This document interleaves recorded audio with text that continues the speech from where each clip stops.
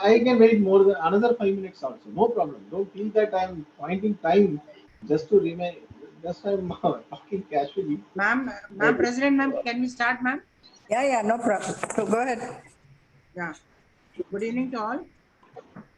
On behalf of Andhra Chamber of Commerce, I welcome you all to this webinar on industry education program on food and agricultural sector. As we all know that food and agriculture sector is very, very important in everyone's life. So today we have with us very eminent speakers. Before we proceed with the technical session, I invite our President, Dr. V.L. Indira Dutt, to please welcome the gathering. Over to you, ma'am. Okay, thank you. Respected speakers of the day, Chairman of the Food Processing Committee, Executive Committee members and participants to the session.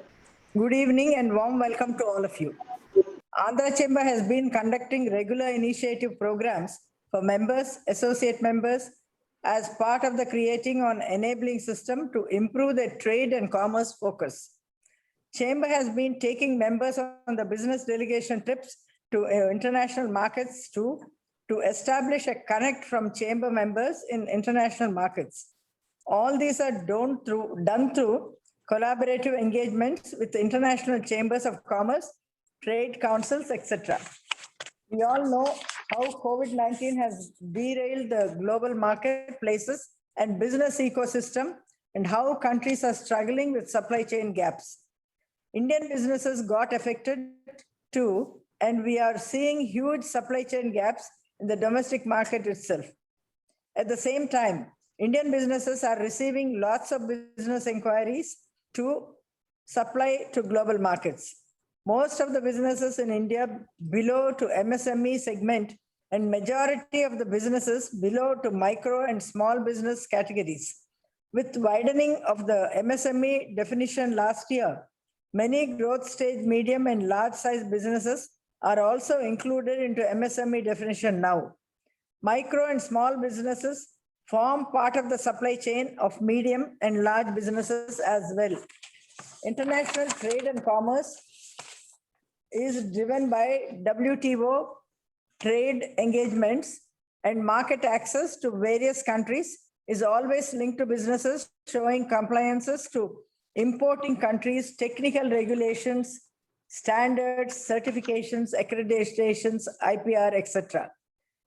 Indian MSME businesses, though getting trade inquiries from international markets, need to improve global competitiveness of their products and services to have access to the international markets.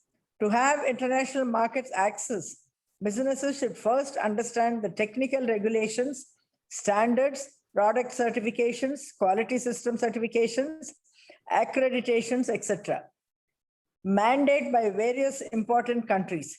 All these standards and certifications are global and have some and similar structures. Hence, Chamber has taken upon the task of organizing series of engagements to multiple industries to create more awareness about international conformity assessment and how businesses have to understand the importance of choosing globally accepted certifications, accreditations to have acceptance in global markets. In the domestic market front also, MSME definition got widened recently to cover retail traders and wholesale businesses too. These businesses are part of the supply chain, and quality focus of the supply chain needs to be strengthened as improving supply chain quality is the global mantra now. As we are aware, FSSAI has made series of very important announcements for food business operators in the country recently. Similarly, NABL has announced moderate QR code in all test reports issued by accredited testing labs with immediate effect. Considering all these vibrant changes happening to the ease of doing businesses, initiatives in the both domestic and international markets, Chamber will continue to drive more marketplace engagements for businesses to improve their business focus and scale up their businesses by utilizing the opportunities. We have made some of these programs open to non-members too, so that they can get benefited by these rich knowledge sessions. Thank you for joining us today and hope you all enjoy the session and walk away with the rich takeaways. Thank you. Thank you, ma'am. Thank you. The chamber, for the people who understood, who are joining for the first time, I would like to tell that this is the chamber which is one of the oldest chamber in South India, and it has got 92-year-old chamber, and the chamber has got 1,800 members around, Tamil Nadu, Telangana, and Andhra Pradesh. We have branch offices in Hyderabad, Vizag, and Vijayawada. And the chamber has got 16 subcommittees on various fields like foreign trade, quality, food processing, etc. And today we have with us Ms. Rama Venugopal, the chairman of Quality Subcommittee, and Mr. S.B. Goenka, the chairman of Food Processing Subcommittee. So I invite Mr. S.B. Goenka to please set the context to the program. Over to you, sir. Please unmute.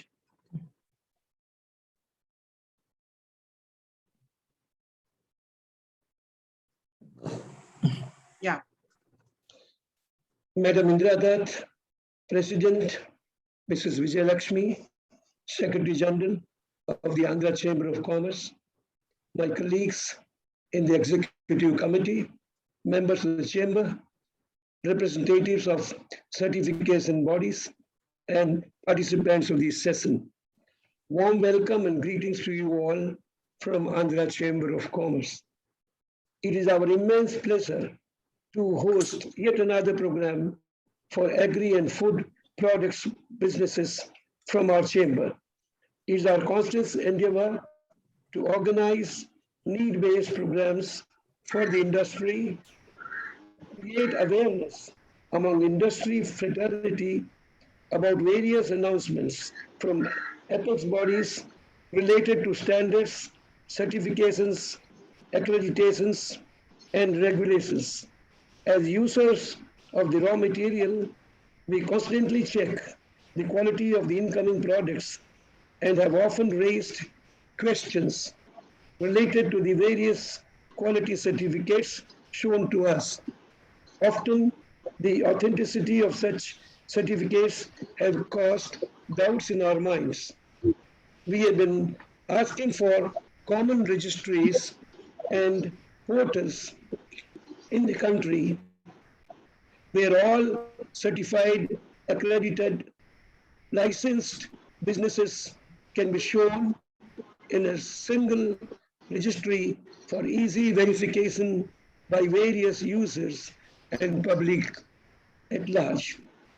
We are happy and glad to note that DPIIT under Ministry of Commerce has launched a portal called Parakh, where all accredited and recognized labs in the country can get listed for the use of industry and common public.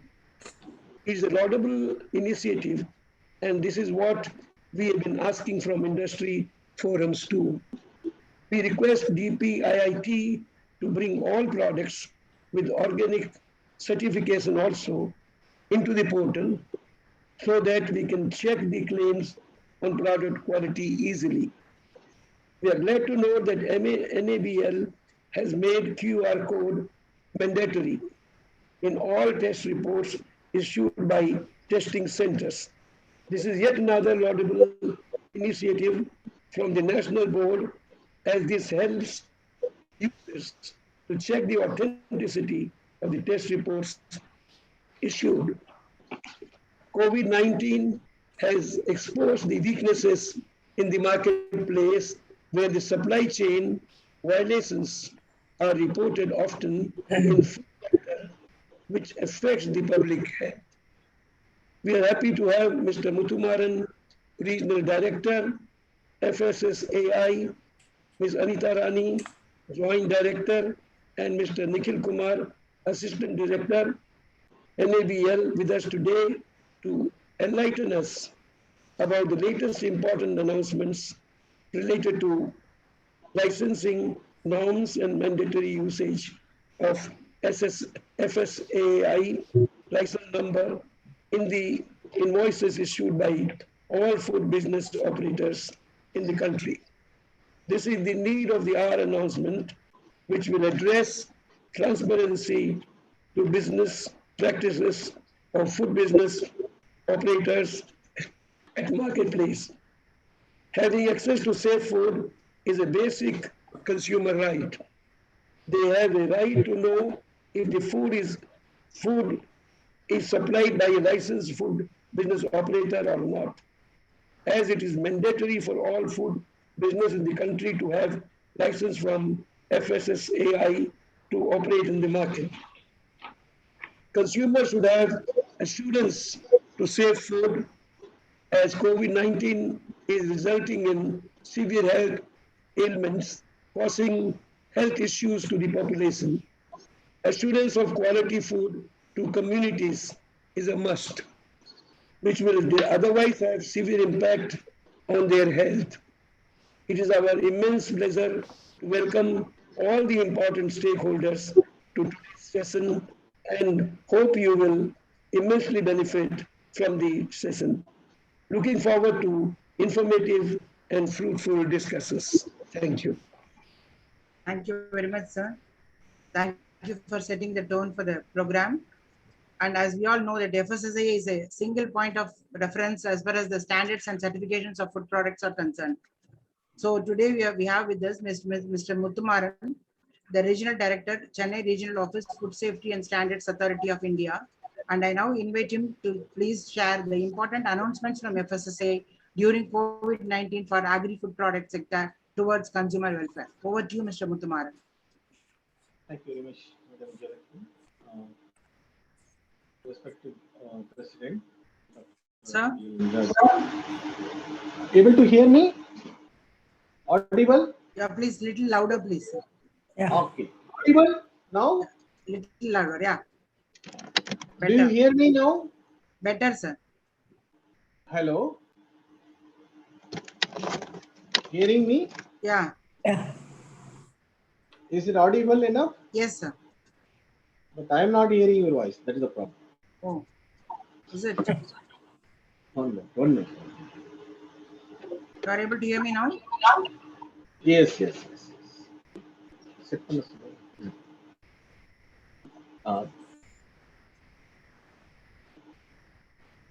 Respected President on the Chamber of Commerce, Madam Dr. Indra Dutt, Sri Goenkaji, Chairman Food Processing Subcommittee, and Madam Mrs. Rama Venugopal, Co-Chair Quality and Productivity Subcommittee, and Madam Vijayalakshmi, Secretary General, Andhra Chamber of Commerce, and dear participants and speakers from the fellow government organizations. Good evening, everyone. This is second such session I am having with Andhra Chamber of Commerce and I'm thankful to them that they are very active and getting the information to the members, particularly the business community. From my perspective, it is food business organizations. Last time we had a very lengthy session. Dr. Kannan will join because he was the central licensing authority for all the 7 states for more than 7 years. And he deals with the food business organizations. Before I go into the details, let me briefly introduce those who are joining new to this program this time than last time. October 2020, we had one program. That FSSAI is the apex body in the country entrusted with the responsibility of food safety for the citizens of the country. So they are the regulators and umbrella organization for all food safety related issues in the country. So in the country, the food law is one nation, one food law approach is adopted. The central government, through its statutory authority, Autonomous Body Food Safety Standards Authority of India, put forth the standards, guidelines, regulations, code of practices that are to be followed by the food business organizations in the country, so that the citizens are getting safe, wholesome food, so that they are having the assured quality what they are paying for. So the FSSAI stands for the food safety in the country to benefit the citizens. Not only that, as in the introductory remark the President made, also FSSAI takes care of the trade. That's why we are interacting regularly with the Food Business Organization through various bodies like Andhra Chamber of Commerce, what we are doing today. So in the international trade, not only pertains to the country, India, it's also about the international trade. So what FSSI does, it takes international standards and code of practices into account. Who is responsible for the international standards and code of practices? The UN sponsored bodies, FAO and WHO, have set up one guidelines body. It's a guidance. They issue guidance on the food safety. It's called Codex Alimentarius Commission. They issue guidelines. It's normally known as a food code internationally. In India, food code refers to what FSSAI sets. So in India, what we said, we have reference to international standards, so harmonizing standards, so that when we export the food products, they have uniformity with the standards adopted internationally. So FSSAI also ensures smooth flow of trade internally as well as externally by setting up standards, harmonizing standards in accordance with the international scientific basis on which these standards are set. So that's how FSSAI put forth standards and issued guidelines. For this, under the Food Safety Standards Act, we issue various regulations. So far, we have issued 21 regulations in the country covering licensing, registration, organic products, food product standards, toxins, residues, uh, toxics, residues, and hormones in food products and the limit, microbial level. All these things are covered under various regulations. How organic certification is to be made, and you can claim in the labels how the labels are to be, how packaging to be done for the safe delivery of food to the consumers. Then what are the advertisements you use? What are the claims you can make to promote your products? So we have 21 such regulations. Imports are made, how imports are made, and how it's complying to the regulatory framework pertaining to the food in the country. So all these things, apart from that, there are some social responsibility regulation also there. That is, surplus food is distributed. Suppose you are giving away surplus food in COVID situation, many people volunteer to give away surplus food or donate. But these all to comply with the FSSAI regulation so that the free giveaway also is safer. Suppose we are giving away, doesn't mean that you don't concern about the receiver's health. That is one of the very responsible things. Then how the school children can be protected from the exploitation of high fat salt sugar content foods, which are causing early stage of hypertension, ailments related to hypertension, sugar, that is diabetics. All these problems are cropping in because of high fat, salt, sugar content in the food. Children are addicted to it because it's available plenty near the school, mostly where the parental or teacher control is lesser when we are exposed to the commercial environment of food vendors. So there is one regulation brought out. Then infant food also covered under a separate regulation.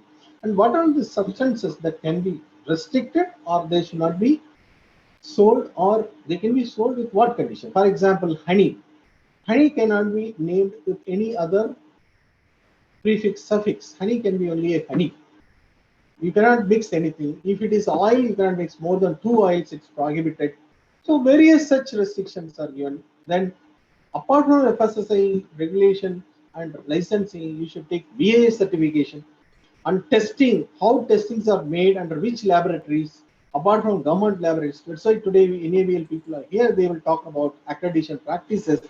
FSSAI has notified various laboratories for testing of food. These laboratories are set up by private organizations because the government capacity to test the food in the country is very less. So there are more than 200 laboratories are notified by FSSAI, accredited by NABL for testing of food, either by the consumer or we the regulator or even the state government. Coming to the point, As far as licensing, many of you are confused. There are officials in the state government, officials in the central government. What are their rules? We also issue license, central license, state license. That's what I used to briefly tell. Anyone doing business less than 12 lakh need to take only paying 100 rupees and registration certificate from the state government. If they are government canteens run by government establishments in the central government establishments, if the 12 lakh registration certificate is required, they should take from central government. That is the officer functioning under my office. So in the state food safety commissioner is responsible. In the case of central licenses, the regional setup in which the licensing officers are called designated officers or central licensing authorities. So far, we have been having only one officer for the entire 5 states and two union territories in South India. Today, we have every state one office. Recently, we have opened in Bangalore, Hyderabad, and Vizag on operationalized, not formally inaugurated. We have operationalized because we have to create infrastructure to formally inaugurate it. We will take it afterwards, but the basic function of licensing, import clearance, all will go on from this location. On 15th July this month, we have operationalized Bangalore, Hyderabad, Vizag. And in Krishnapatnam, we have operationalized since March the food import clearance office. Already it's functioning. So these are all the officers created for easy facilitation to the food business organizations. Despite COVID situation, we have operationalized all these officers. Now 7 units are there in South India. For exclusive food import clearance, Tuticorin and Krishnapatnam are there. Otherwise, each state branch officers are there for issuing central licenses and food import clearances in Chennai, Kochi, Bangalore, Hyderabad, and Visakhapatnam for all the 5 states. So, FSSI central license is a business organization having normally 20 crores and above, exporting, importing, proprietary foods, and if you are doing processing milk 50,000 liters, more than 50,000 liters, or milk solids more than 2,500 metric ton, sorry, more than 5,000 metric ton. So anything below that, the state government will issue license. Okay, how to go to can I go to central office, government office, state government office? No one need to go anywhere. We have online system. Even without visiting my office, we have introduced FOSCOS, that is Food Safety Compliance System. It's an online system. FOSCOS.fssi.gov.in. This is the authentic website. If you go, it will explain and take you. Of course, it's in English. How to get the license. We have recently introduced from November 2020 this FOSCO system. Earlier it was known as FLRS system, Food Licensing and Registration System, to help the food business organization to easily select the products, list products for licensing. Those who have already gone through the FLRS system understand how difficult it used to be. Now we have facilitated. This is one of the efforts we have taken during the COVID period. Another thing, during the COVID period, the way the business is done has changed, particularly the way food businesses are run. The restaurants are closed, people were not allowed. Still, we could run the business without any interruption, those who are doing it on delivery mode. FSSI ensured none of the licensing process is stopped. Rather, we enable without coming to us how they get easily licensed. We have introduced certain easy methods like temporarily to operate food businesses just on the basis of application. In case of manufacturers, they are allowed to operate food businesses with a higher capacity. Suppose the license is to be upgraded from state license to central license if it crosses the threshold limit certain for state and central differentiation is crossed, then they can operate the license operate the unit without even upgrading the license.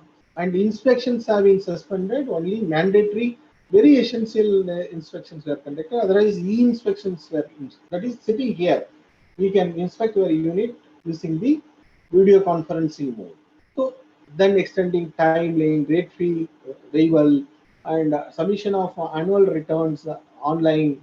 So many things. Dr. Kannan will take you through all this one by one. With this briefing, I would like to hand over. See, I request all of the food business organization to understand at least an overview of what is a regulatory framework in the country.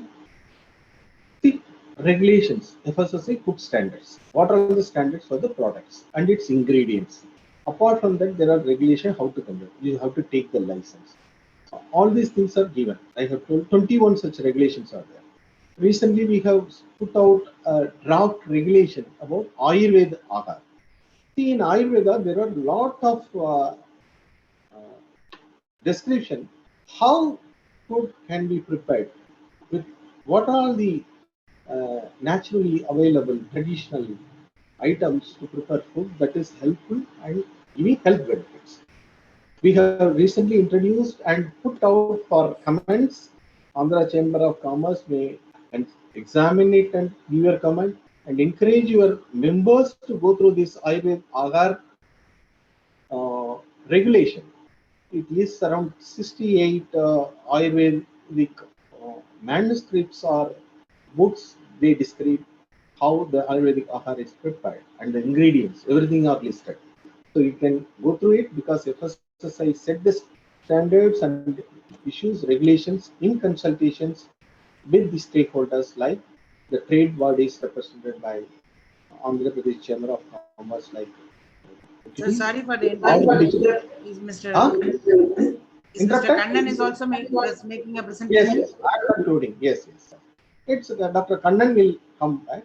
So all these things you please go through and give your comments, take the benefit out of the regulatory framework so that innovative way you can enhance the businesses.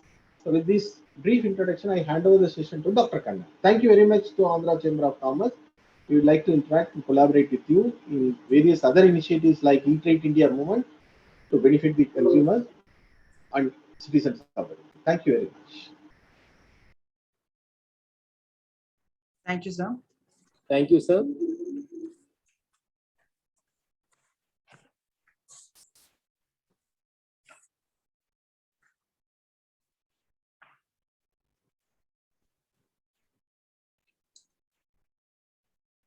So I thanks our director for giving a 360-degree approach towards act rules, regulations, as well as the various efforts being taken by the FSSAI during this critical situation, the pandemic situation.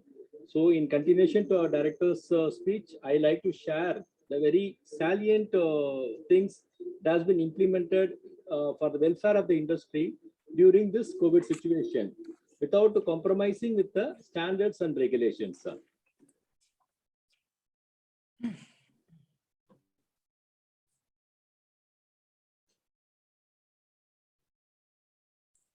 The FSSAI has come out with a series of facilitation during this COVID situation in order to make the industry to go forward.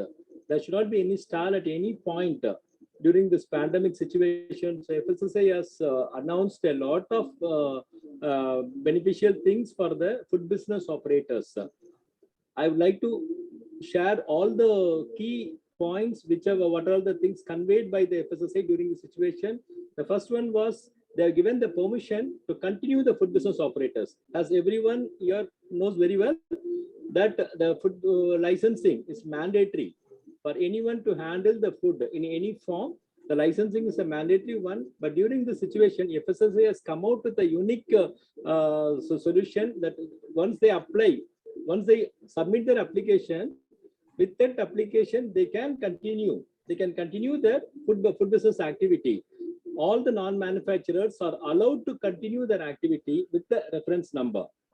And then even if the existing license holders, the one who are already having the license, but it is a common thing, they come for the modification, especially the change in products and then change in the capacity and other things. So in such a situation, FSSAI is allowed to operate their food businesses with higher capacity on basis of application itself. And then, as Sir has told, all the inspections have been made off during this pandemic situation. Instead, we went for the e-inspections. even as a central licensing authority, the Southern Regional Office, we have conducted almost 34 inspections through video conferencing. So that there should not be any delay in issuance of license. At the same time, there should not be any compromise in the key areas. And then the late fee has been waived from the renewal for any renewal, though the window is opened for 180 days in advance for renewal. But many of the times the food business operators are not able to submit their application. They're not submitting the application on the right time. So within before 30 days, if they are filing their application, which attracts the penalty of 100 rupees per day. So, but this point has been removed from during this pandemic situations. But I would like to say all these things have been come to an end from 30/6/2021 onwards. These things are not now in the system, but we have given many other benefits to the food business operators during this COVID situation, which are still in practice. The one important thing is the submission of the online annual returns. We hope that all the food business operators, especially the manufacturers and importers, they are supposed to submit their annual returns, Form D, for the particular financial year by May 31st. Otherwise, as per the regulation, it attracts a penalty of ₹100 per day. So during the situation, this penalty has been waived off, and moreover, that time from May 31st, it has been extended up to June 30. Now it has been further re-extended up to 31st August. So up to 31st August, the food business operators, they need not pay any penalty for late submission. That means the window has been opened.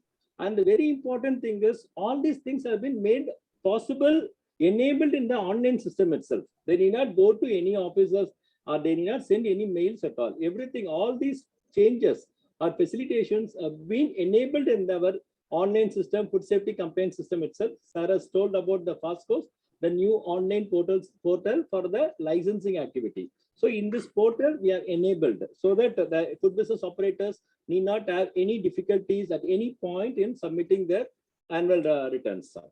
So they can simply in their login, they can select this file annual return, then they can enter the data. It's very simple. It's easy to do, easy to perform at any level using their login credentials.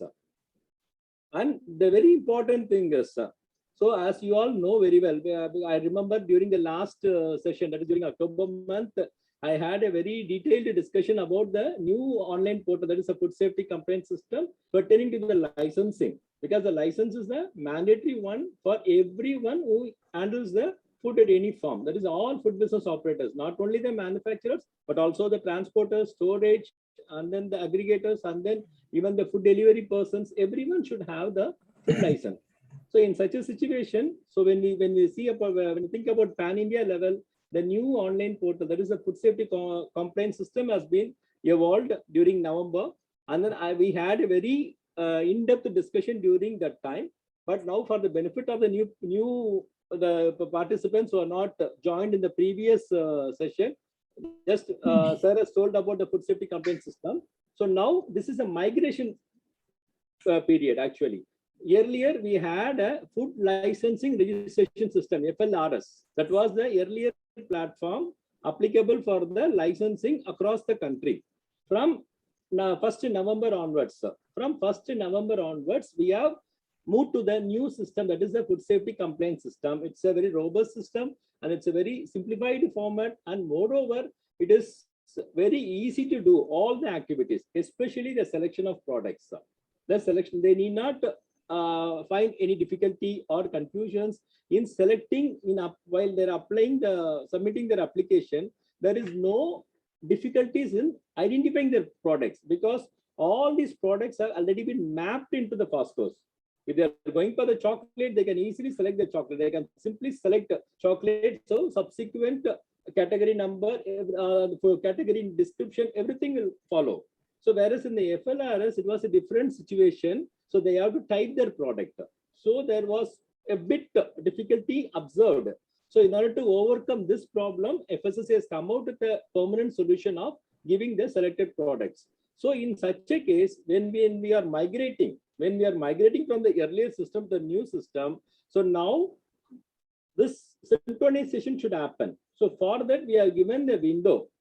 FASTCOS has given the window up to June 31, up to June 30 for this migration without any fees. Now this migration has been enabled up to 31st October 2021 for all the manufacturers. This is still, by considering the COVID situation, the FSSAI has come out with this facility so that the food business operators can run their business, and then without any problem, they can migrate from the earlier system to the new system by appropriately selecting the right products with the correct category. So this is the very important thing. So I hope this will really help the entire industry for this changeover in the new online system. They need not pay any fees. They can do their migration from up to 31st October without any fees.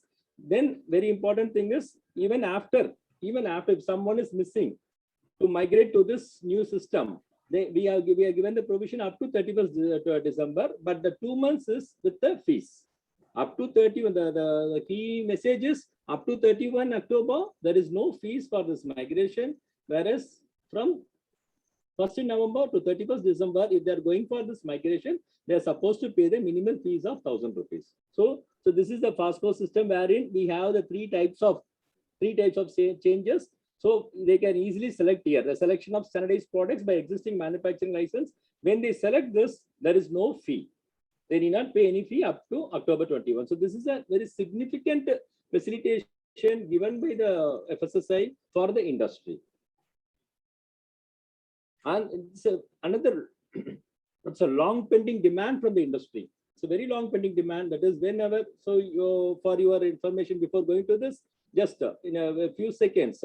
So you must be knowing that there are different types of licensing. That registration is the one wherein the turnover is very less, up to 12 lakhs, they can go for registration.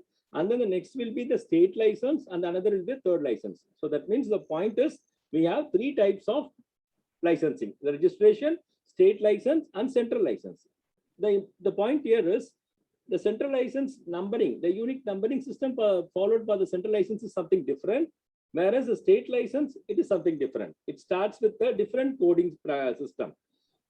But in many of the situations, when a food business operator, when they are reaching the central licensing eligibility, now they are supposed to apply afresh. They're supposed to apply afresh in the FASTCOS for obtaining a central license, and obviously they cannot retain their existing license number from the state. So this was the prevailing situation for over the years. So there is because of this, they have some difficulty in using the printing materials, that is labeling items. So in order to overcome this demand was there, this demand has been made into reality during this COVID situation by FSSAI. So now the food business operators can simply migrate from the state to central license without changing the license number. For that, a unique guideline has been laid by the FSSAI, how to switch over to this. So this is another important facility given for the food business operators during this pandemic situation. So we request even among the participants, if anyone is facing such type of problems, you can avail this. Just go to the login credentials. You enter the FASTCOS by using your login credentials, and then you apply for modifications. Then automatically it will go to the concerned authority for changing your license. Can you make it little louder, sir, Mr. Kannan? Can you make it little louder? Is it audible now, ma'am? No, sir, it's very low actually. Just full here.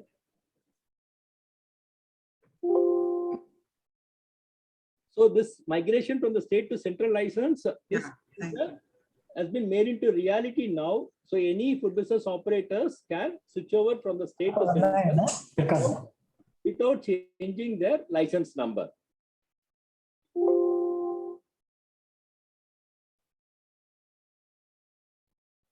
And another provision created in the FASTCOS is the reactivation of the rejected applications. In most of the times, the applications, when it is being reverted from the concerned authority, the licensing authority, for the food business operators for changes, for corrections in the applications, many of the times they may not resubmit the application on time. So, which has resulted into the accumulation of licenses. So FSSAI has come out with the auto rejection policy. If the food business operator is not resubmitting the application within the prescribed time, that is the 30 days time, the application will be rejected, auto rejected in the system. So once it is auto rejected, the earlier provision was somewhat cumbersome. That is, they have to send the request by email and other thing unto the headquarters or to the state commissioners. So now this facility has been evolved in the fast course. That is, they can make the request for reactivation from the login credentials. In the fast course itself, they can simply request for reactivation. Once they click this reactivation with the proper reason, so then the applications will be reactivated at the director level itself. So this is reduce the time delay in the reactivation, and moreover the difficulty in reactivating the licenses applications. So this is another facilitation given by the FSSAI during this COVID situation. So these are all existing now. Apart from the initial 3 items, all these whatever I have explained, that is regarding state to central migration, and then auto reactivation, and then the waiving of fee for the fast course migration. All these 3 are still in existence up to the prescribed time limit. And apart from that, apart from the licensing part, FSSAI has always also focused mainly on the hygiene requirement. So at any point, the hygiene, the sanitary and hygienic requirement should not be compromised at any level. So this was the prime objective at any point of time. So in order to make it, so during this COVID situation also, the FSSAI has come out, you all know very well, our flagship program, that is the fast track training program is there. So under this fast track training, an exclusive, the COVID related training session has been created. That is what all the precautionary measures can be taken at the level of food business operators, at the level of FBOs. So in order to create an awareness, and then the very clear concept about the hygienic measures, precautionary measures during COVID, the best COVID practices to be followed in any industry has been covered during the through the fast track program. That's the exclusive COVID training program for the food business operators. This is an online certification program. This program has been done during the COVID situation. And to add more, that is the import consignments, especially the pulses and oils, in order to meet out our demands, the entire nation's demand of pulses and oils.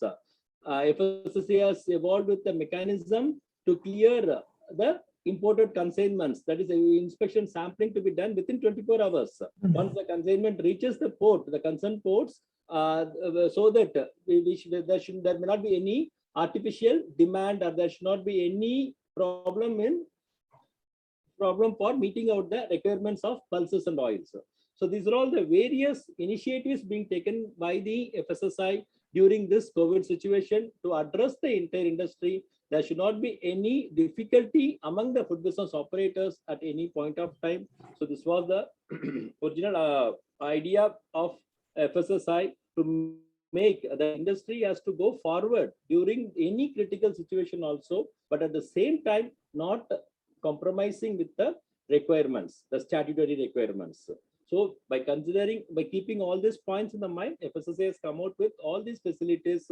And then with this, I like to, because already you are given only 20 minutes for the FSSAI. So I'd like to end the session. If you have any doubts regarding this, you may put it in the chat box. At the end of the session, we will be answering, or director will be answering the thing, or from FSSAI side, we will answer the queries.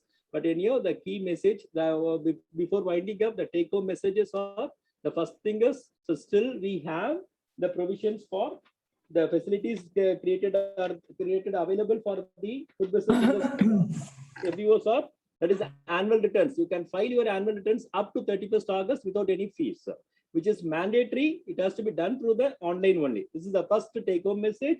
And another thing is, the food business operators, they are holding the license in the earlier system, FLRS, they can migrate to the fast course without any fees up to 31 October 2021. It's another message. And then at last, the state to central license or central to state, whatever it is, as per your eligibility, this changeover can take at any point of time, but there is no need for you to change your number, the license number. So these are all the very important salient messages I would like to give it in the forum for the benefit of all the participants. So thank you. I would really like to thank the management, Andhra Chamber of Commerce, as well as our director, Southern Regional Office, for giving such an opportunity to deliver this. Thank you all.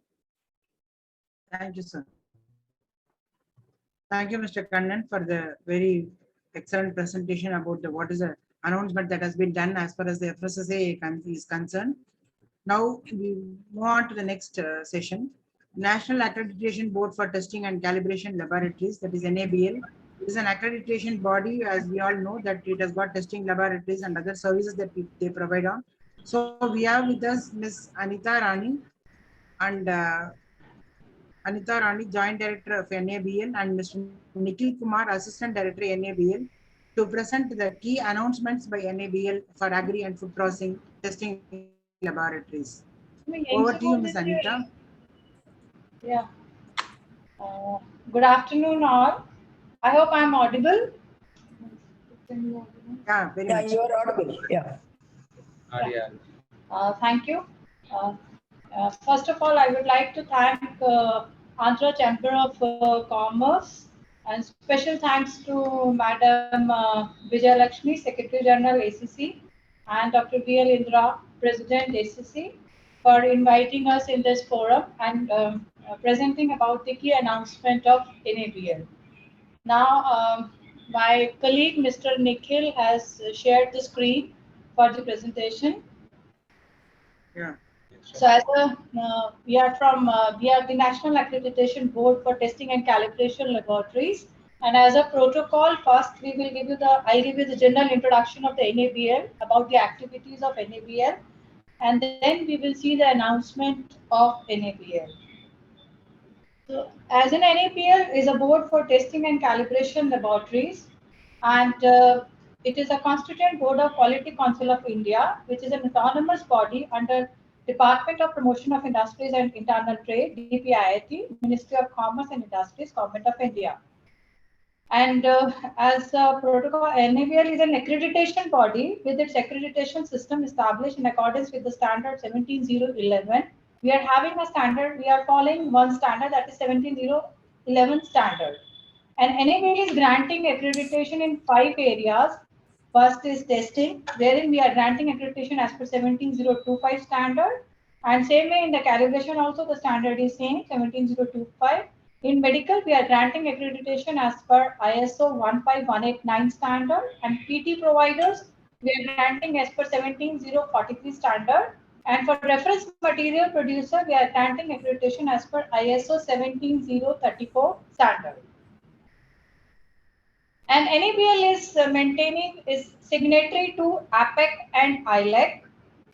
Through this signatory status, NABL is maintaining the international linkages. So by this linkages, we are having the acceptance of the reports tested in NABL accredited laboratory worldwide, which is because of this, the global acceptance of report is there. I mean that whatever reports are getting tested in India, with that report itself, you can export your sample to other countries, and that will be acceptable in the all MRA signatories country, which are signatory to APEC, ILEC, MRA. So ILEC is International Laboratory Accreditation Corporation, which is an authority on laboratory and inspection body, reference material producer, and PT provider accreditation. It is actually all this testing, calibration, medical, we generally combinedly we called it as conformity assessment bodies, that is CABs. So ILEC MRA is an agreement signed by the signatory accreditation body recognizing the equivalence of the accreditation scheme operated within the scope of their signatory status, and its one and only aim is accredited once, accepted everywhere. As I have already told you, whatever is getting tested in India in NABL accredited laboratory, that will be accepted worldwide through this ILEC, APEC, MRA signatory. status.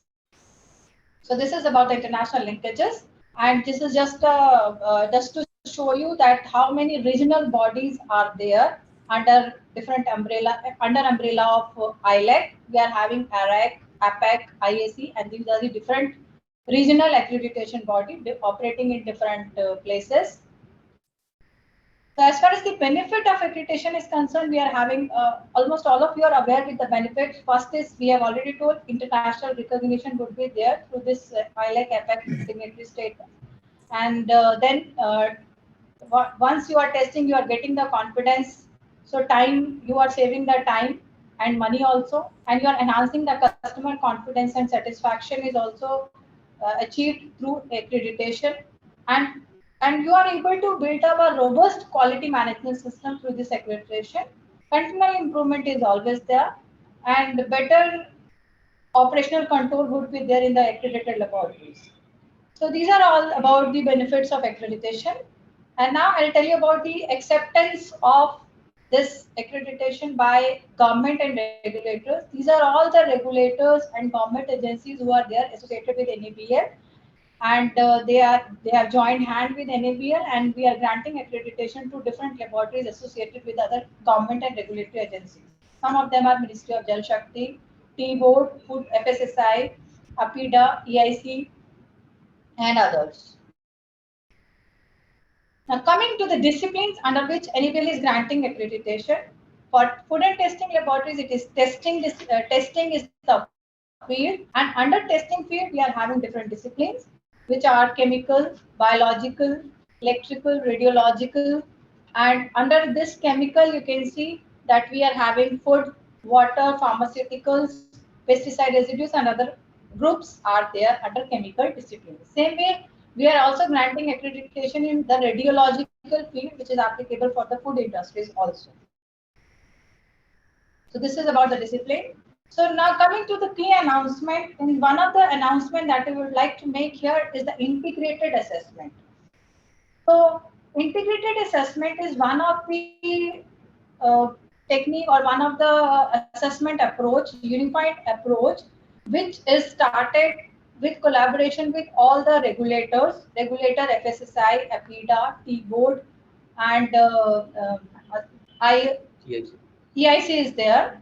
With all of them collaboration, we are granting accreditation with one application.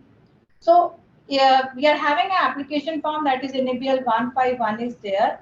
If any of the laboratory want to go for NABL accreditation plus the recognition from other regulators, they can apply in the one application and get the recognition for all of the regulators they want for. And yes, assessment is also common. We are having a process for doing the assessment. We are conducting 5 days assessment under this integrated assessment scheme. And in this, we are generally deputing the assessors for covering all the groups, whatever is applied in this application form.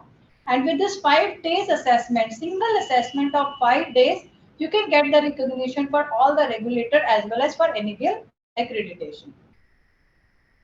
Then yes, decision is also common. Like means we are having one accreditation committee wherein you can approach. Wherein we will place the assessment report that will come out as a assessment 5 days assessment outcome, and that will be placed in one committee, and that committee only will give the decision for all the 5 regulators and NABL accreditations. So this is an added advantage which has been given to the laboratory who want to go for recognition as well as NABL accreditation. In one go, they can apply for all the schemes. And now I would like to share about the NABL accreditation and NABL website. Would like to show you the NABL website through which you can approach. There is a portal. NABL is accepting online application, and in NABL is accepting online application wherein we are having a portal. If you will go to the NABL website, next slide. You're having NABL website, no? Okay. Yes.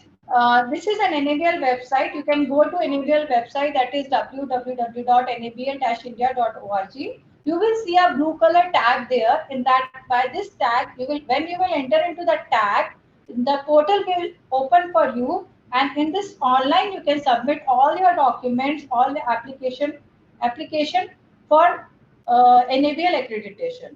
So this is how we have make the life easy. You don't have to submit the hard copy of the application and do the things. But yes, if you will go for the integrated assessment approach, we are asking for 154. There is one more application form which you have to submit parallelly in hard copy. This is because of the few limitations from the regulator sides. But anyway, we are dealing with it. So this is all about NABL accreditation. Now we will come to the accreditation process. Process for this integrated assessment scheme is the same. We are receiving the application. It will undergo a scrutiny. After this, document review part will take place, and then if they opt pre-assessment would be there, and then we are planning the final assessment with a team of lead assessor and technical assessor, and scrutiny will be done. Assessment report, once we will receive the assessment report, I have already told you that assessment will be conducted for 5 days under this integrated assessment scheme. And after that, there will be a non-conformity for which laboratory has to submit the action. And finally, the decision will be taken by the accreditation committee, and certificate will be issued from the NABL side only. NABL is the nodal authority for issuing the certificate on behalf of FSSAI, APIDA, and all the regulators, plus NABL accreditation to itself is the mandate of NABL. So this is about the accreditation process of NABL. These are the few documents which are applicable for under integrated schemes also. NABL 100 is the general information brochure, which is having the information of all the accreditation process, fee structure, and all that. NABL 120 is we are having a discipline, groups, and subgroup information in the 120.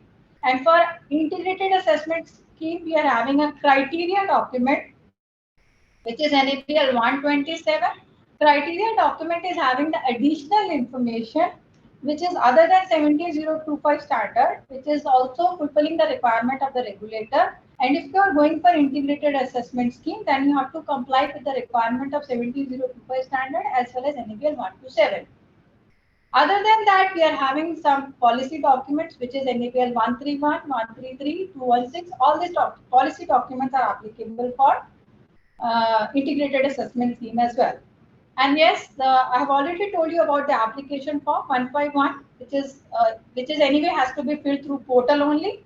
You have to go to NABL website, and whatever requirements are there, you can submit the application online.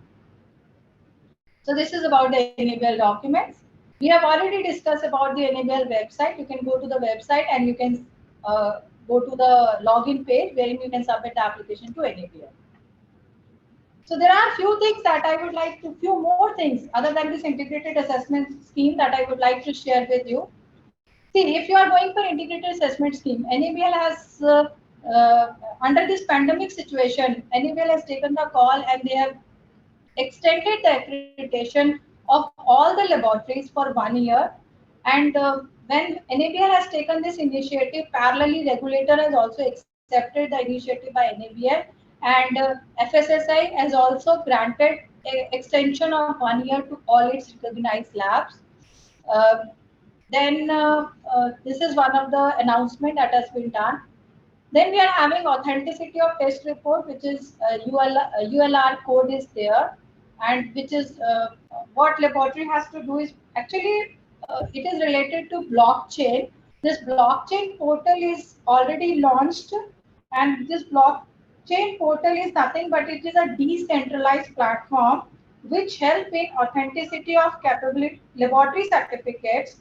And the portal is designed for simple, quick, and easy uploading of the calibration certificate. Initially, it is developed for calibration certificate only, but the ministry is having a plan to upload all the food testing, in fact, all the testing laboratory to come up in this portal.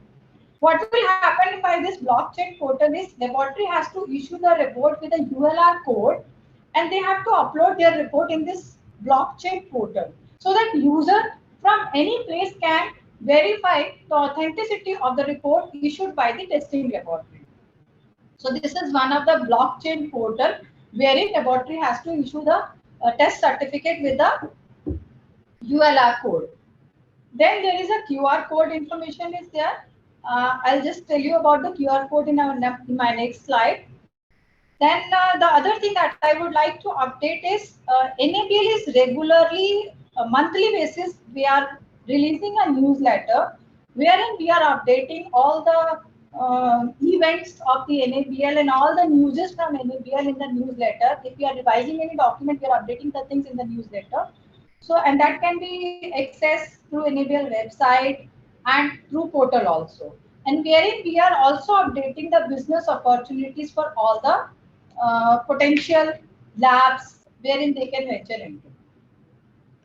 So coming to the QR code, see when we are talking about the QR code is actually a quick response code. The quick purpose of this QR code is nothing. It is actually to prevent the manipulation of the test results, calibration data, and the circulation of the post-test report, calibration certificate in the market. So what we are expecting now, the food laboratories has to release its report with a QR code, so that I hope you have most of you have gone through the QR code which is there in the product, so that you can scan that QR code. And we are all using the Paytm also, wherein there is a QR code. Through this Paytm, anybody can access the data of yours. Is maybe that information can be accessed. So same way, this QR code will now be applicable on the laboratory as well. As far as the necessity is concerned, it is actually why we have launched this. As on date, we have not make it mandatory to have the QR code in the application. This is one of the information for you. We are just recommending it, the lab, to use the QR code on their test report certificate. The intent is just to prevent the manipulation and nothing else. But yes, why we are doing this? The one thing, necessity of this is only because we are having a complaint from the user of the lab or interested party regarding the misuse of the NABL accreditation by the lab. See, laboratories are using their name and issuing the report on one of the accredited lab's name. So prevent all this misuse and complaint, we are promoting, we are recommending the QR code on the lab test reports. So this is one of the necessity, and because of this, we are recommending that. As on date, we have not made it mandatory. Please note that. Benefit, we have already told you that it is for it is to prevent the manipulation of the test report. So that is all about the QR code I would like to brief. And yes, we have given a notification on the NABL website. You can go through that notification, and it is clearly mentioned that labs should provide QR code. We are not making it mandatory. We are providing, labs should provide QR code on all the test reports issued, which can be scanned using QR scanning application available on the mobile. So this will prevent the manipulation, we have already told you. So my next thing is about the Parak portal, which is a unified laboratory network. Now I will request my colleague, Mr. Nikhil, to tell something about the Parak portal. Nikhil. Yeah, thank you, ma'am. First of all, I would like to thank the Andhra Chamber of Commerce, officials of Andhra Chamber of Commerce, and now I have been given an opportunity to give a talk on the Parak portal. So if I would say the Parak portal is the need of hour, it will be correct word for this, because now why this Parak portal has came into picture and all those things. See, Parak is a Government of India initiative for mapping of testing and laboratory infrastructure across the country on a unified network. This is yet another significant step towards enhancing ease of doing business. This portal incorporates all the accredited and recognized laboratory in the country on a geographic information system. Means we are able to locate the laboratory location also on this platform. And this is an interactive and user-friendly system to find the laboratory and test based on various parameters a user may require. So you can find a laboratory by test, by product, by name, by location, anything the way you want. Now, some of the highlights of this Parak portal is that it's a GIS based platform wherein you could find any laboratory product wise, test wise, lab wise, and it's a centralized database with decentralized data entry. Means on this portal, the laboratories from various organizations like NABL, BIS, FSSAI, EPIDA, EIC, those laboratories have been mapped through some APIs. So it's a live database platform. And as on date, we are having more than 6,000 laboratories on this platform. So why this platform is needed? See, earlier we were having multiple portals of different organizations, which is still there, but the laboratories who are accredited or recognized by individual organizations are mapped with API on this platform. These are some organizations which are already mapped. DPIIT has taken this initiative, and NABL along with BIS, Export Inspection Council, FSSAI, and EPIDA have worked together, and we are able to map the laboratories of these organizations on this portal. Now, how this portal looks like? This is the homepage of the of this Parak portal, and once we click on Find a Lab, you could see a blue tab with name Find a Lab. So once you are going to click here, you will find this kind of a screen is there, where you could where we can see the map of India along with the number of laboratory in each state. And if you can see in the left below corner, there are individual organizations are there, where we can find the laboratory information based on the recognition or accreditation given by individual organization. And we can find the laboratory based on location also. Here we have put it Gujarat.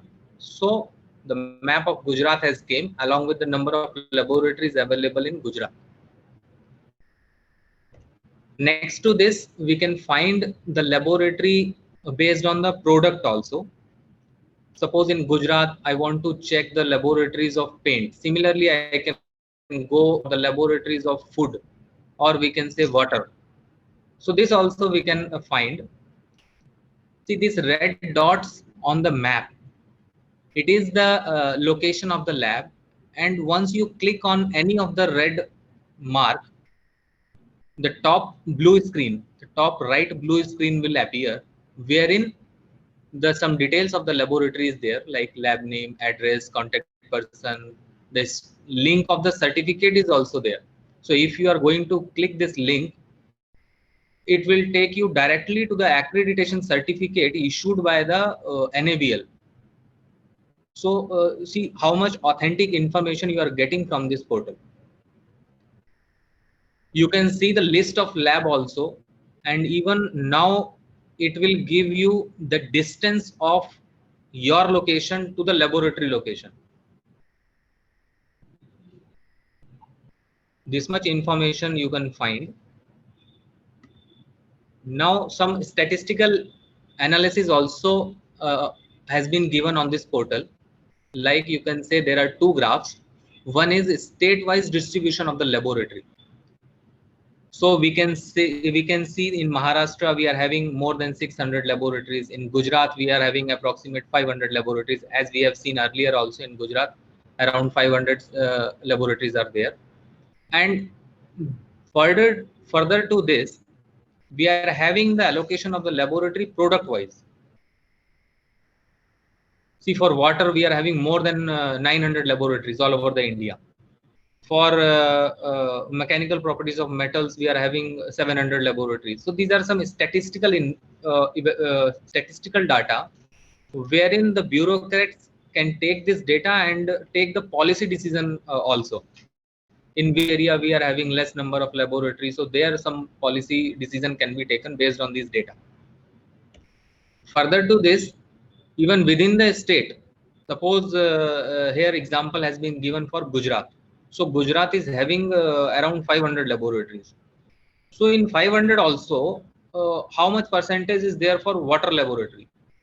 So we can see that 19.5% water laboratories are there out of 500.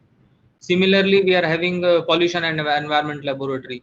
12.6% laboratories are for pollution and environment testing out of 500. So these kind of critical informations are given in this Parak portal, wherein the government can take policy decision also. The detailed, those are the graphical representation given in earlier slide, and this is the data, the elaborated data has been given. So you can see there we have given the link of certificate on the last column. So once you are going to click here, the next screen will be, you can see the certificate also. So here you could see the certificate, it will take you directly to the certificate of that particular laboratory. Now one more functionality is given in Parak portal. See, we are taking the accredited laboratories directly from the organizations through API. But any laboratory, there are many laboratories who are neither accredited nor recognized by any regulator. So option has been given to those laboratories also, wherein the laboratory can add their details on this Parak portal. You can see a yellow button called Add My Lab. So when you are going to add, click on this button. You have to register. This much information you have to fill, and you can register. You will be allotted a username and password, and once you are going to log in, a simple app, the basic details you have to fill along with some technical information which will be validated, and once it will get validated, the name, your name of the laboratory will come on this Parak portal under some specific head that will not called any accredited or recognized, but yes, your laboratory name will be visible on Parak portal. Coming forward, this is one more application has been developed by the team, the mobile app of this Parak. So here what we have given, you can see the number of laboratories on the map of India, and similar search mechanisms are there on mobile app also, which we have seen earlier on earlier slide.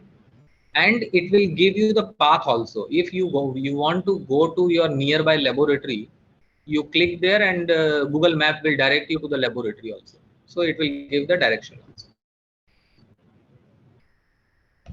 So these are all from our side. Hope you have enjoyed the slide. Thank you very much. In addition to what Nikhil has said, I would like to add one more point, which is related to remote assessment. In this pandemic time, we are doing the remote assessments of the laboratories.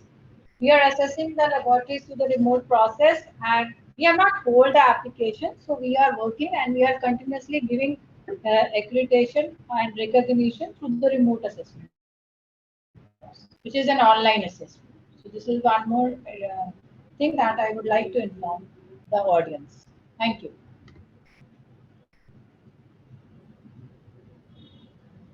Thank you, ma'am. Thank you for the excellent presentation. And I request Ms. Rama madam to please take up the question and answers. Yeah, thank you. Thank you, Vijay Lakshmi. There's a couple of only a few questions. Maybe the participants can ask. Let me just read out.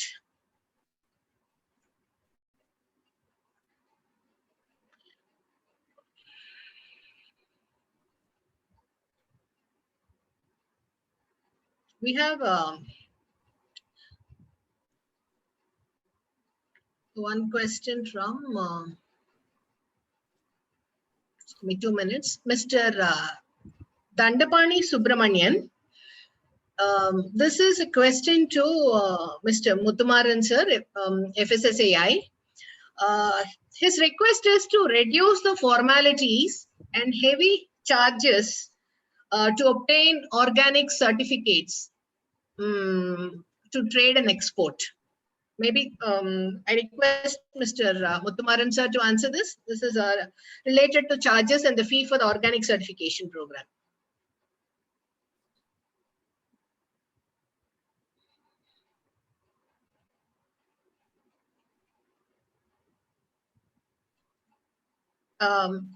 Muthumaran sir is there? Yeah, he is there actually. If he's busy, maybe Dr. Kannan Maybe can. Dr. Kannan? Dr. Kannan? Yes, madam. Hello. The charges and the fee related to organic certificates, organic certification program. As far as FSSAI is concerned, there is no fees for that organic endorsement at all. It is free of cost. Okay. In order to get the guide from the concerned agencies as per the organic regulation, that is from the NPOP as well as the PGS, they have the different system for certifying them. But as far as FSSAI is concerned, there is no fee for the organic endorsement in the FASTOS.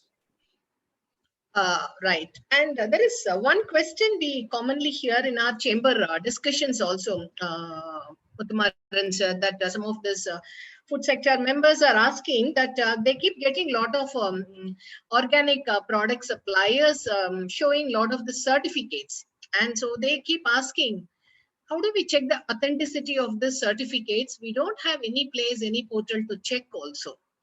Maybe since now the PARAC portal is launched, I guess from FSSAI and APIDA also to send a request to include all this organic product certifications also into that portal. See, all they are asking is, how do we check the authenticity of the certificate that is shown to us? Madam, actually the authenticity is as per the organic regulations of FSSAI. We have given the responsibility to the two agencies. One is the NPOP and then the another is the PGS from different ministries. One is from the Ministry of Commerce and another from the Ministry of Agriculture. So right. The NPOP is having an exclusive web portal for this. So you may able to verify that. And then after getting their organic certification, what is the thing in practice is they can all the because they are all anyhow they're handling the food. So they're holding one FSSAI license. Once they obtain their organic certifications from the concerned agencies, either NPOP or from the PGS, then they can apply for the FSSAI for organic endorsement, wherein you will be seeing that Jaivik Bharat logo. Seen that even the last presentation I shown that just in color that organic certification, the Jaivik logo. This is the one will explain you about the authenticity, the one from the FSSAI end, and another is from the originally that is from the source, either from the NPOP or from the PGS of Ministry of Commerce or Ministry of Agriculture. They are having the portal wherein you may able to ensure the authenticity of that organic source. The question, because the lots and lots of certificates that are floating in the market, sir, with all the logos and all the symbols and all those numbers. Maybe that is one of the reasons why this QR code is also now included in this test reports now. And that really helps people to check the authenticity. And that's all it is. At the end of the day, this is one question: where do we check whether these people are the genuine holders of those authentic certificates? And this query was raised in even chamber discussion. That is why I have raised this issue, sir. To supplement, even we will be, since there is no fee for the organic endorsement in FSSAI, we are also receiving many number of applications from the various stakeholders in that. Okay. So where we are verifying that particular whether they are eligible for endorsement or not. We are verifying based on the certificate NPOP and PGS certificate. Right. The same thing can be followed from the Chamber of Commerce side also. Yeah. Right. Thank you, sir. There's another question also. Dr. Kulothungan Ganapati. See, Dr. Ganapati has raised a couple of queries. This is for NABL team. So this is with reference to medical testing. Dr. Ganapati has raised this issue with reference to medical testing. If we as a public, as a common man, if we find a non-compliance to NABL accreditation by a laboratory, it can be any testing lab or a medical testing lab. How do we complain to NABL? what are the procedures and ways to do it safely and anonymously? Can we request maybe Ms. Anika or Mr. Nitin from NABL to answer this? Is the question clear? Shall I repeat it? Yes. No, no, ma'am. That's okay, ma'am. You can always submit a complaint to us. There are we are accepting the complaints through all means, whether it is telephonically or through emails, or we are having a portal also wherein you can submit the online complaints. So whatever means of communication you can use for submitting a complaint, and action is NABL will take the appropriate action of the complaints. We can share the email ID also with them. Maybe probably you can share the email ID. We are having an email ID that is Complaints at the rate. complaints nabl.qcin.org. We can request Ms. Nitin to write it in the chat box. Chat box. Yeah. Chat box. Yeah. Yes. The next question from Dr. Kulothungan. He raised very valid points. Is NABL doing any surprise visits, especially in the case of medical labs, to see if they are compliant all the time? He feels that NABL is not doing surprise audits. If you don't, actually, that is a surprise kept by NABL, that NABL is doing the surprise audit. But yes, we are doing the surprise audit. We are doing the unannounced audit of the laboratories, and we are taking the action, appropriate action, wherein we are finding the non-compliance. We are doing. Okay. And In fact, after doing some of the surprise audit, some labs we have suspended the accreditation of the lab also, and those list of suspended laboratories are available on NABL website as well. See, medical has attracted a lot of attention and frictions, caused a lot of frictions at the marketplace because of the pandemic, and lots and lots of violations in medical testing. And that is one of the reasons it is experienced by all the users, by the communities at large. Another question from Dr. Ganapathy again. Would like to know how NABL controls the breach after the assessment. As there are no inspections, annual assessments happen only after 1 year and things like that. No, we are having a different ways to control. One of the ways unannounced audit. We are doing the unannounced audit for the laboratories, and we are taking the desktop also in between. And in the desktop also, we are monitoring the annual thing, whatever has happened in the laboratories. And then if we are receiving any information any information from any source regarding the activity of the laboratory, so we are doing the audits. It's not like that we are not doing the audit. We are doing the audit only after 1 year. We are continuously monitoring the activity of the laboratory. And these are the few initiatives that is taken by the NABL, that now NABL has this blockchain portal is initiated, wherein we are requesting laboratories to use the ULR code on their reports, so that the reports can be tracked from any of the place. User can track the reports from the blockchain portal. And now this Parak portal is also started. So we are taking initiative, and we are monitoring the activity of the labs through different means. And Dr. Ganapathy raised another question. Technically speaking, this is not for NABL, this is actually for accredited labs, because he is asking, how does NABL ensure quality throughout the period of accreditation?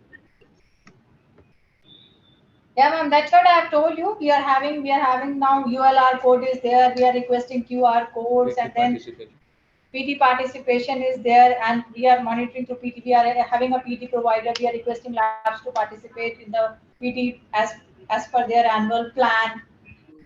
And unannounced audit is also one thing. So we are doing that. Is a common question. I have already answered that. Yeah, checks, multiple checks, and too many checks, right? And I guess, and just let me just see some more. I saw one or two more also. Free course for technical person from NABL. This is for to FSSAI. After applying for registration online in the FOSCOS portal, when we track the application, it says the certificate is issued, but we haven't got the certificate. So how do we further proceed on this? This is from Mr. Cherian. Kannan sir, will you answer this, please?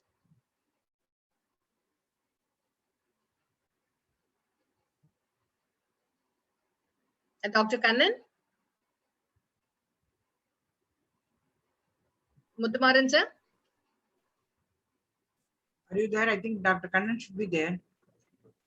I think maybe some technical issue or something from their side. Dr. Kannan?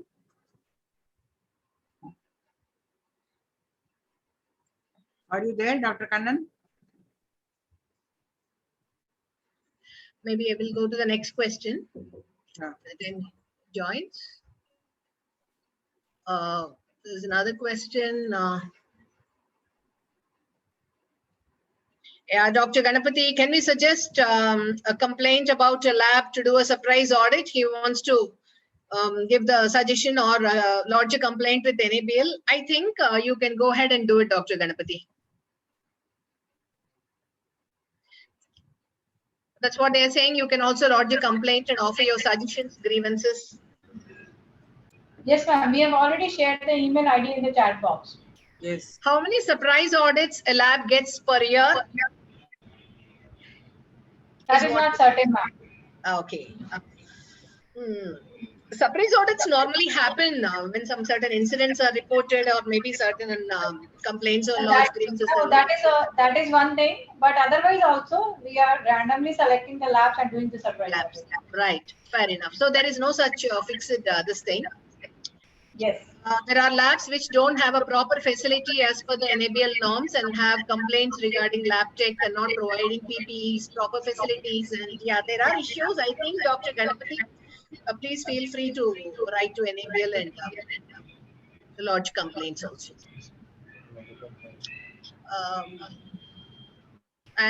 This is from Mr. Nayak. Fosco's team, FSSA team, we have to ask, sir.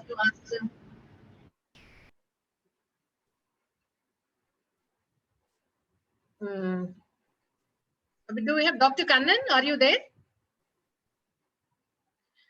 I think FSSA team is not there. Yeah, This is another question on Fosco's, but otherwise, no other questions.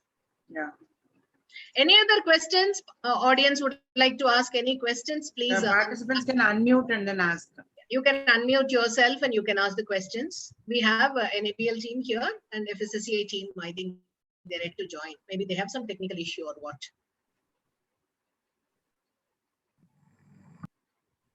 Any questions, audience?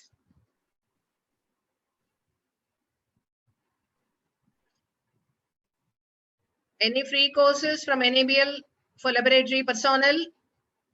This is from Mr. Podar.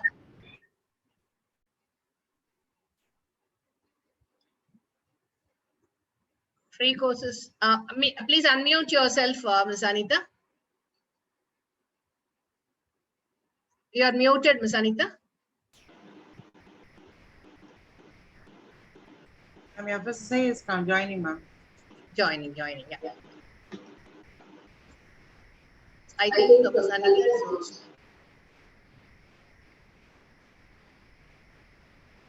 There's an echo from my side. Yeah. No, I'll just check that. Ma'am, FSSA is. Further question. Okay, please. Couple of questions, sir. Yes. Yes, am I audible? Yeah. Yes. Yeah, ma'am. Actually, I was just answering, and in between, there's a disturbance in the connection. NABL is not doing any general program. We are doing only assessor training program. And that assessor training program, we are doing on the invitation basis, on the need basis. So as such, we are not providing any concession for, in fact, we are not doing any program other than assessor training program. A couple of questions on Foscos, sir, actually. Just 1 second, please. There is one question. What is the major difference between FSSAI and NABL? I request Muthumaran sir to answer this, please. See, yes, FSSI is a regulator basically dealing with all the standards, setting standards, issuing license, everything. Everything is controlled related to food manufacturing, selling, packaging. Everything is controlled by FSSI. So, regulator putting forth all the uh, fundamentals. As far as NABL is concerned, NABL is related to FSSI only one aspect, that is testing. See, all the food products standards FSSI put forth are to be complied by the food business organization. How we know? By testing. So how we are testing? Testing through the food laboratories, testing laboratories. These laboratories are run by government entities and private entities. So what is the regulatory body for these people doing ethical business in the government, in the country, to test not only FSSI, or there are um, like APEDA is there, export inspection agencies are there. So food products are tested for different purposes, export purposes. Spice Foods is having export. So all these things are tested in, all our food items tested in laboratory. These laboratories, their requirements, all are regulated by NABL. NABL is an accreditation body that will ensure these laboratories testing the food products are having the minimal requirements and they are complying with the requirements, and it is continued to be followed uniformly across the country and global as per the global standards. So these are all laboratories. They will apply to the NABL for accrediting their laboratories, and the NABL will certify as per the various standards that Madam would have explained, like 17025. There is one specific standard is there, IS. So that stipulates how a testing laboratory should have its structure, how it has to comply, what are the resources it should have, equipment, how they will handle. So everything is explained in that. So they will check whether these laboratories are complying with those things, and they will accredit the laboratory. Those laboratories will further notify that these are all the laboratories having enabled accredited laboratories having capability for the FSSI standards stipulated in its regulations. So those laboratories will be notified by FSSI. So FSSI is having a larger role in the food safety and the standards and its compliance. NABL is having its own separate kind of role in the country that they are specifically concerned with the lab. That they might have explained to you. There is fundamental more. difference. Madam, am I right, Madam Anita? Yeah, there are two more questions for you, sir. Yes, sir, you are very right, sir. NABL is an accreditation body and FSSI is the regulator. NABL is granting accreditation as per a specified standard. They are verifying the technical competency of the laboratories. And FSSI is relying on the NABL accreditation and they are providing recognition based on the NABL accreditation. Thank you. Sir, there are two more questions for you, Muthumaran sir. Yes. After applying for registration online in the FOSCOS portal, when we track the application, it says the certificate is issued, but we haven't got the certificate. So what do we do? Is a query raised? See, when you use the user ID and password, you can download the soft copy. If you click on generate, if you click on the certificate link, it will be there. It will be in blue. It's a hyperlink. If you click on it, you will get download it. That's all. There's another question. Sometimes in the registration in the FOSCOS portal, it is asking to fill the village details. Difficult to find correct reference in the metros. So how important is this to fill the village field? See, In application FOSCOS. in the municipal areas or municipal corporation areas, you don't have village. You have ward system. So mostly the postcodes is having wards listed in that. So you have to fill in the wards. Drop down menu is there nowadays. So we have mapped each and every city in the country, major corporations or towns. In the case of rural area villages, very clearly we have mapped these, and everything will be coming in the drop down menu. If you have any difficulty, you drop me a mail, we will guide you. No problem. Even though it may be state government, we at times help you in resolving it, because the IT infrastructure maintenance is under the central FSSI control. We handhold the IT infrastructure and its services for the state governments, even for registration and licensing. So you send a mail to us, I will guide. No problem. Our IT officer will call you and guide. No problem. We will extend 24/7. This is one question, maybe common to both you and NABL, sir. Mr. Dr. Reddy was asking, as far as new entrepreneurs, young entrepreneurs are concerned, it is tough to buy new instruments in the initial stages. To apply for integrated audits along with NABL, APEDA, and FSSAI, do we need to have two instruments? Is the question. He's talking about analytical instruments. Yes, ma'am. Yeah. There is no need of separate equipment for one test. Whatever equipment is applicable for, means available with the laboratory, that will serve the purpose for all, for NABL accreditation as well as other recognition from the regulatory bodies. Right. One question for NABL also, ma'am. Ms. Anita, NABL revised PT schedule as 2 years instead of 4 years. It's very tough to complete with large scope lab and lower numbers of PT providers, such as industrial, chemical, and gases.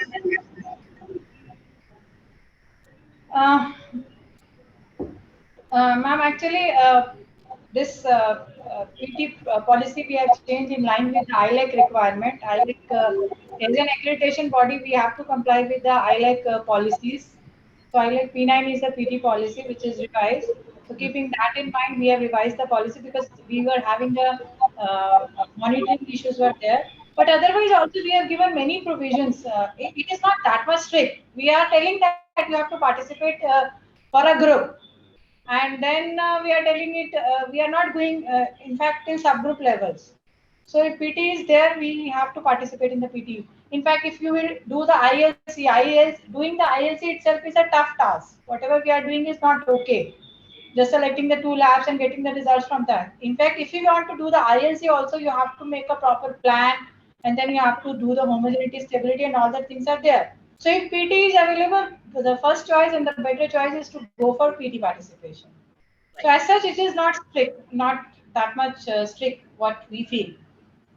And we have explored all the possibilities. We have talked with our PT providers also whether they can provide the schemes, whether they are having that much resources. So after consenting from all, we have come up with this policy.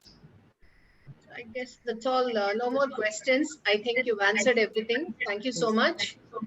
No more questions. Over to you, Vijay Lakshmi. Yeah. Thank you, ma'am. Thank you very much.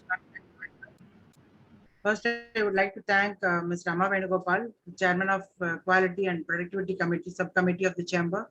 Thank you, ma'am, for curating this nice program, which is definitely very, very valid and useful and the need of the hour program. Thank you very much for curating this program. And I thank the speakers, Mr. Muthumaran, who was very, very, proactive to support us in the program because we planned this in a very short notice. Thank you very much, sir. Amidst your, travel and other things, you are very supportive to be with us today. And I thank Mr. Kannan for the technical session. And I also thank Ms. Anita Rani and Mr. Nikhil Kumar from NABL, because this Parak portal is a very, very need of the hour portal, and definitely it will be useful for the people who wants to take up the testing in a very serious manner. And I, on behalf of the chamber, we would like to present a small e-memento to the speakers of the day. Madhuram, can you please share the e-memento to Mr. Muthumaran?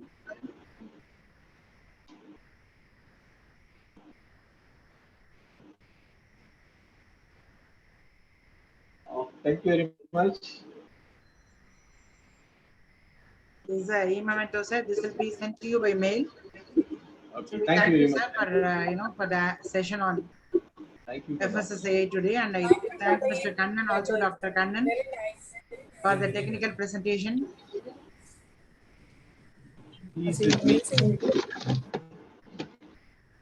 Yeah, thank you, Dr. Kannan. This will be sent to you by email. And Ms. Anita Rani from NABL.